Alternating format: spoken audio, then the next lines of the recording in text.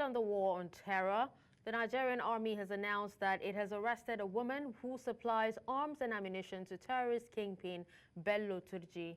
Now, Sunday's announcement comes about a week after the Army announced the detention of some of Turji's suspected lieutenants. It had been reported that the terrorists released a video on Christmas Day saying those arrested were innocent elderly people in his ancestral community and threatened reprisal attacks on communities in Zamfara and other parts of northwest Nigeria where he operates. On Sunday morning, the Army announced that troops of Sector 2 Joint Task Force Northwest Operation Fansanyama apprehended the 25-year-old suspected female ammunition courier Shamsiyya Ahadu. The announcement came in a statement issued by the coordinator of the Joint Media Coordination Center of the operation, Abubakar Abdullahi. Let's bring in security expert Darlington Umoru, who joins us from Lagos. Thank you for joining us, Darlington. My pleasure being here once again. All right, now we understand that Ms. Ahadu was arrested on the 28th of December alongside her accomplice, that's a motorcyclist, Ahmed Husseini, in the Badarawa area of Shinkaifi local government area. Now, that probably highlights how deeply entrenched the terrorists are. How much success is this arrest? Well, one of the basic problems we have before we go to the success is the proliferation of small arms and light weapons. Infiltration of small arms and light weapons is the basic challenge we are facing at the theater of the whole of all this.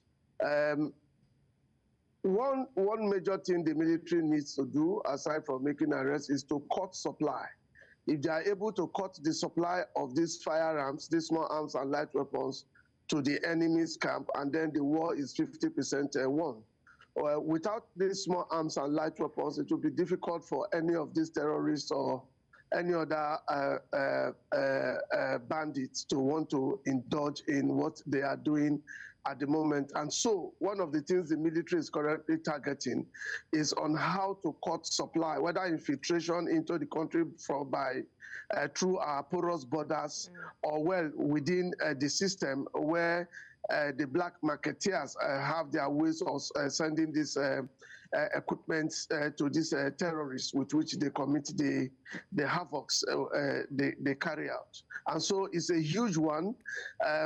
If the military can do this consistently, and there are two things we need to cut off from the terrorists. One, this equipment, firearms and ammunition, and then fuel supply. If we are able to cut off all of this, of course you are aware how much the administration of Bola Tinubu and the customs are doing that set up the Operation Whirlwind that is stopping and cutting short movement of petroleum products into the forest and across our borders. And so these people majorly get their supplies of petroleum products from those ones that are moved into the forest. They get as much as they want, and the movement is made very easy for them by the time they access petrol. And then the equipment, they need these two products. They need the equipment to be able to attack the military or carry out whatever they need to do in town. And so these are the basic major areas which the military needs to record more successes from as much as they fight this war. Okay. Now, the lady in question was found in possession of 764 rounds of 7.62 millimeters special ammunition and also 6 magazines meant to be delivered to Turji's camp. Now, you talked about live ammunitions. Yes, live ammunitions. Yes, you actually have been involved in combating weapons getting into the wrong hands, and this is the reason why you talked about, making sure that there's an end to proliferation of small arms and all that. Now, this is actually such a huge cache. Do you see us getting closer to the end of this conflict? Because you also talked about, how we need to cut off this proliferation once and for all. Yes, it's a global phenomenon. What we're experiencing in Nigeria is not limited to Nigeria as a nation. It cuts across the world. Terrorism is now a phenomenon, and some international bodies and international terrorist bodies are involved in most of this terrorism going on in some of these countries. Of course, you know, in Nigeria, for instance, the link between ISWAP and ISIS and all of that. And so what basically what basically the world needs to do, which has given both the UN, EU, and ECOWAS major concern, is on how to cut short the proliferation of small arms and light weapons. Movement of these small arms and light weapons, whether through the black market and all of that, into countries where terrorists majorly needs them. As much as that aspect is fought and is contained, then there will be it will become so minimal. You know, it will bring to minimal the activities of these terrorists, you know, in Nigeria and some other parts of the world. Again, you want to ask yourself, these terrorists, these moves, those of them who bear these arms, are they able to, on their own, access these small arms and light weapons? The answer is apparently no. So there's a supply chain. Where is this supply chain coming from? And then you want to look at, for instance, the tracing system that allows you to trace where a firearm originated from, where it was manufactured, when it left the factory, and who got it. But most of these firearms we're seeing are not all the time coming from factories abroad. Many of them come from within. Talking about the blacksmiths, the local production we have at border towns and some other towns in most countries where you have terrorism, you know, playing out quite well. For instance, in Nigeria, we have seen situations where we even found it most difficult differentiating between the locally manufactured firearms and those who were brought in from abroad. Talking about the licensed ones from countries, factories abroad. And so what do we do? The Center for the Control of Small Arms and Light Weapons that recently, you know, honored me with an award, you know, is trying to see how much they could do in terms of even working on the locally made small arms and light weapons. And so here is where we have the biggest challenge, because these ones, they don't, you cannot really trace where they are manufactured, even when they are arrested, or who got them and where they leaked out from. Okay, of course, you know that this.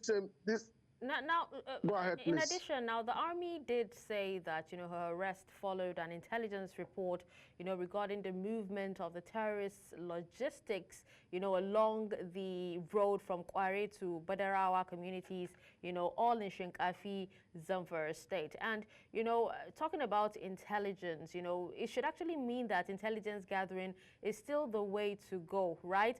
Even though some people have actually lost hope following, you know, the airstrikes, you know, from the army and, you know, the Air Force. But then, do you think that when it comes to intelligence gathering, in this particular case, is it still the way out? Or do you think they're ahead of the game, or, you know, they're just playing catch up? There are two things you have said in one: intelligence gathering and the use of certain persons to gather intelligence. And then you also need moves, those you call that will come in different shapes, that will supply intelligence in terms of the movements of small arms and light weapons. Intelligence, without intelligence, there's no way you can gain success in the war against terrorism. Intelligence in itself is broad. If you want to look at it, you break it first into two parts. You want to look at the artificial intelligence and the human intelligence, which must come together to meet at each point for you to get maximum report. And then when you talk about intelligence now, you are also, what you just referred to is lead.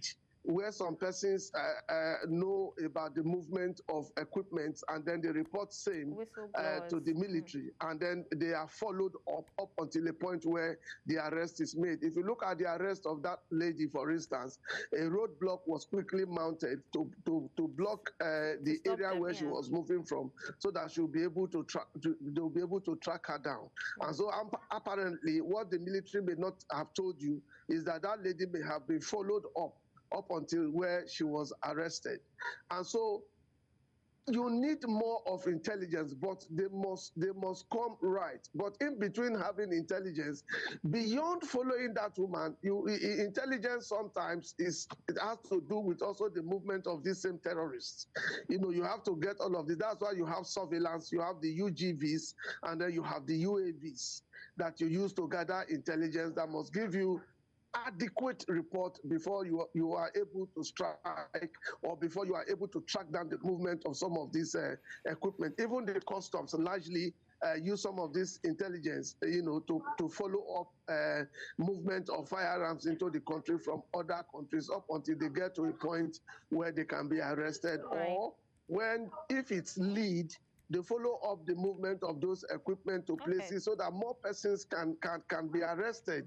More persons who are involved beyond investigation can also be arrested. So you follow up, you see the movement, the origin of the equipment, the movement, who receives them, at what point were they received, and who is involved, and then you make all of these arrests. It comes in a compact.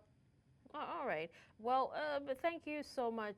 Time isn't on our side, but thank you so much, Darlington, for speaking to us on the news on this. My pleasure being here once again. Thank you.